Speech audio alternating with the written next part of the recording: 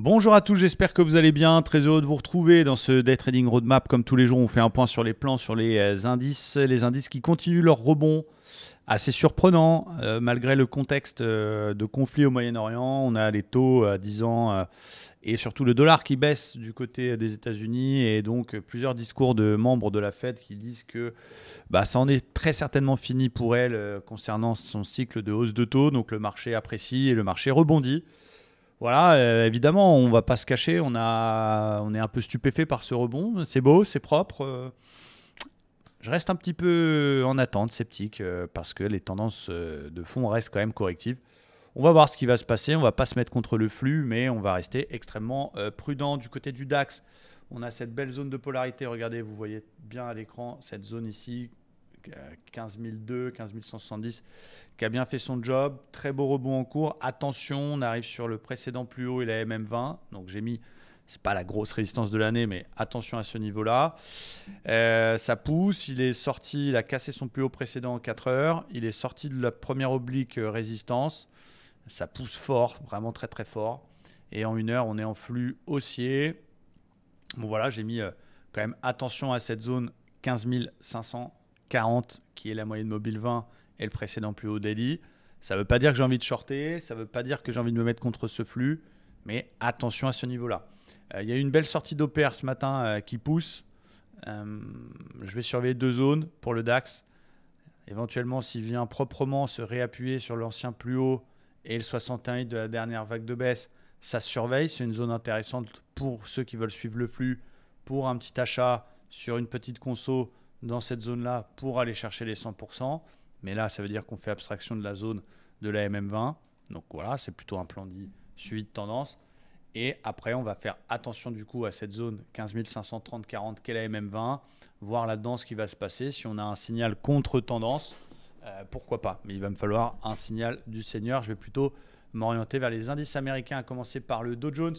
Donc si je reviens un petit peu en daily, lui aussi qui est quand même dans un fond baissier, mais dans un rebond technique.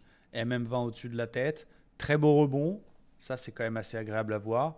Cassure du 61,8 de la dernière vague de baisse qui a pété et qui est quand même bien confirmée. Donc, je vais surveiller 2 choses. Je vais surveiller dans une optique de suivi de flux un éventuel repli sur cette zone. Alors, il ne viendra peut-être pas pile poil sur le 61,8, mais la zone de l'ancien plus haut, voir ce qui va se passer cet après-midi en cas de petit repli vers les 700, qui est une zone que je surveille, moyenne mobile 20 1 heure pour un achat sur repli. Et puis, qu'on soit dedans ou qu'on ne soit pas dedans, si la hausse continue, on a un beau niveau ici vers les 34 100, qui est un peu la MM20 et on va dire un order block 1 heure intéressant. Et bien, dans une approche contre-flux, si j'ai vraiment un très beau setup là-dedans, je peux tenter quelque chose à la vente, mais il va me falloir un très beau signal. En tout cas, c'est des zones qu'on surveille. Ça ne veut pas dire qu'on y va one shot, mais je surveille le repli sur peut-être un plus bas pour aller chercher ma zone 34 100 et je surveille le 34 100. Voilà, voir ce qui va se passer si j'ai un beau setup. Du côté du Nasdaq, pareil, très puissant, peut-être même encore plus puissant que les autres. Regardez en daily, il est déjà quasiment sur son haut de biseau. On est bien sorti du range de tout fin septembre, début octobre. C'est puissant, ça pousse.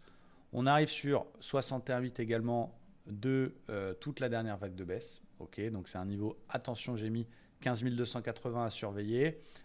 C'est aussi un gros FVG qui demandait qu'à être comblé. Je ne vais pas vendre one shot, hein, j'ai mis un petit signal, mais ça veut dire que je surveille cette zone. Si j'ai un très beau setup, un truc indiscutable, une divergence, quelque chose là-dedans, je peux tenter un correctif, mais il va me falloir un gros setup pour aller contre ce marché qui monte pour l'instant. Si finalement ça passe tout ça, on essaiera de payer et de continuer à faire des achats.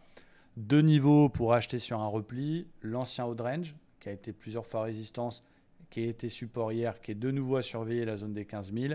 Et à plus court terme pour cet après-midi, vraiment si on passe sur les petites unités de temps, si on se base sur le vrai précédent plus haut ici, celui de vendredi dernier, eh bien ça va être un niveau qu'on va surveiller aussi en intraday cet après-midi. En cas de repli, la zone 15 150 qui se surveille fort fort s'il y a un beau signal, s'il y a une bulle, s'il y a une petite div M5, quelque chose comme ça, à plus court terme, plus proche du cours actuel, à surveiller. Donc voilà, on ne va pas se mettre de billes en tête, on ne va pas devenir parano, à ne pas croire à la hausse. Pour l'instant, ça pousse. On arrive quand même sur des niveaux clés. On reste attentif. Il y a 2 plans. Il y a des plans acheteurs, des plans vendeurs contre flux. Voilà, il faut des setups à chaque fois. Donc on va surveiller ça de très très près. Et puis voilà, hier on a fait un trade, un BE. On reste dans cette approche prudente. Et voilà, j'espère que ça vous aide. Voici les niveaux que je surveille. Je vous souhaite une très bonne journée de trading et je vous donne rendez-vous très très vite sur la chaîne. Ciao!